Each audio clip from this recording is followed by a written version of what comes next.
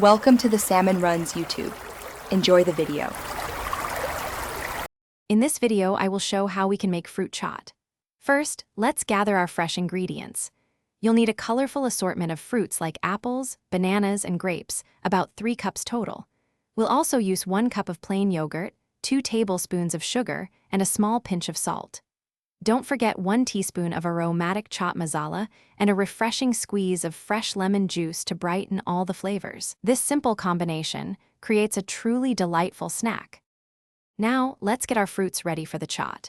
Begin by washing all your chosen fruits thoroughly under cool running water to ensure they are clean.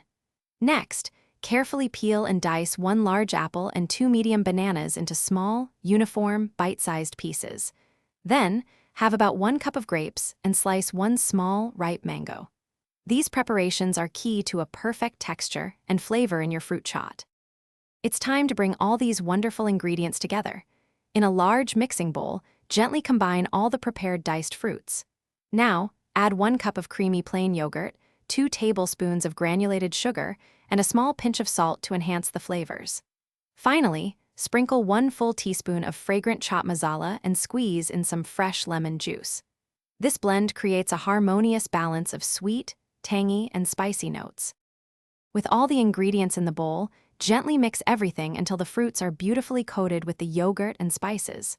For the best taste, chill your fruit chaat in the refrigerator for at least 30 minutes.